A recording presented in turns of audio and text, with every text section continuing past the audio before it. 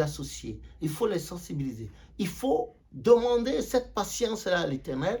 Et quand ils posent des questions, demander que Dieu nous donne la sagesse d'en haut afin qu'on leur réponde exactement. Sinon, la plupart du temps, les jeunes ont déserté les églises, les paroisses.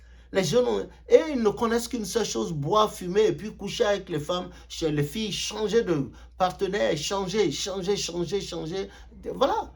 Et il y en a même qui disent de façon goguenarde, quand vous passez là à côté d'eux, ils disent, ah, mais c'est là, cette moussemée là, oh, mais je l'ai eu. L'autre dit, moi aussi, je l'ai eu. Oh, lui dit, full camp, toi, on a couché avec toi, non? Ben, ils ont gagné quoi? Qu'est-ce qui peut montrer qu'ils ont couché avec ces jeunes filles?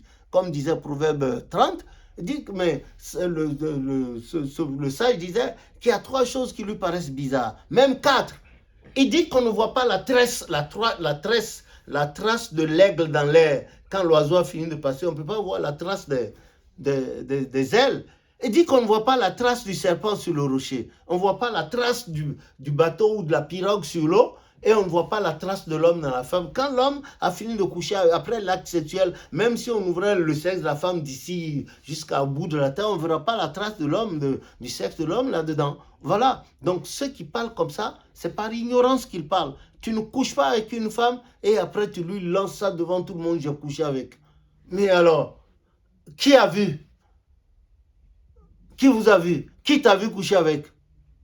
Il se pourrait être de la calomnie, du dénigre. D'abord, c'est même pas humain. Elle dit, elle se donne à toi. Elle n'est pas une prostituée. Quand bien même elle serait une prostituée, après tu lui lances à brûle pour point devant tout le monde, j'ai couché avec toi. Et puis alors, ça te fait gagner quoi?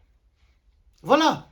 Il y a plein de choses comme ça, des vices qui sont entrés. Et ça, c'est l'ennemi. Et l'ennemi, c'est celui qui a semé l'ivresse, c'est le Satan. Mais le Seigneur, les meurtrissures profondes de Jésus, ainsi que les soupirs inexprimables du Saint-Esprit vont nous aider à nous délivrer de toutes les manigances de Satan, toutes ces chaînes-là.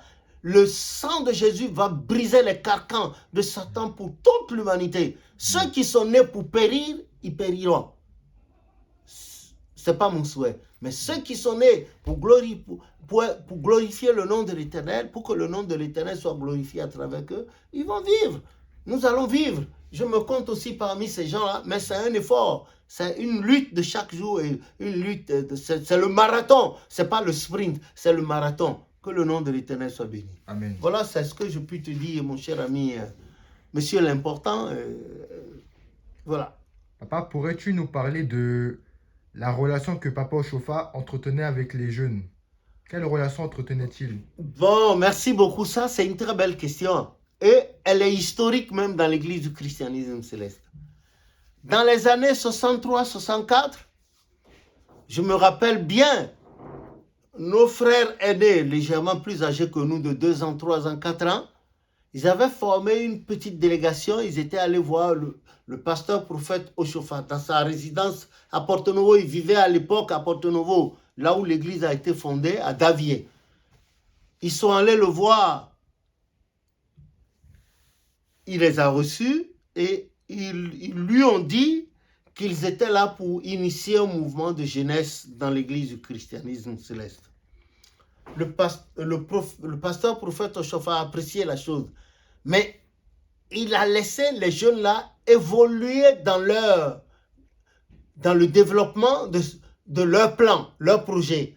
Et c'est alors que le pasteur prophète n'a pas été d'accord avec eux. C'est-à-dire, le mouvement de jeunes qu'il voulait faire, l'organisation de jeunes qu'il voulait faire, il voulait donner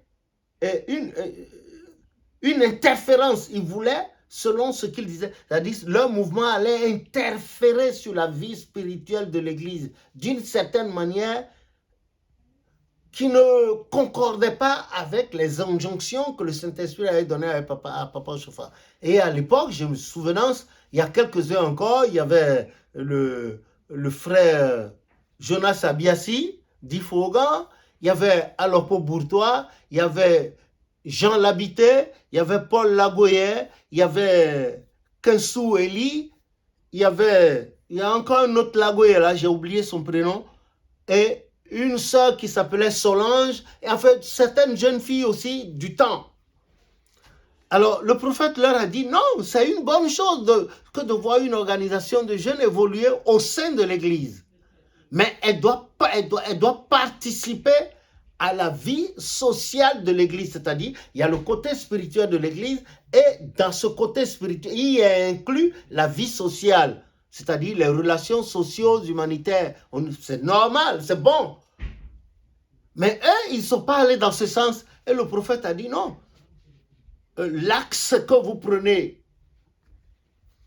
hein, ou bien la direction que vous donnez, vous pensez donner prochainement à votre organisation, ne concorde pas avec la voix de l'Église.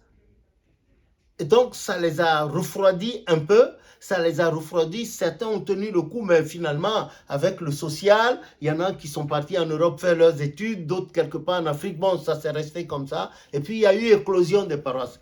Mais, il y a quand même sur certaines paroisses des mouvements de jeunes.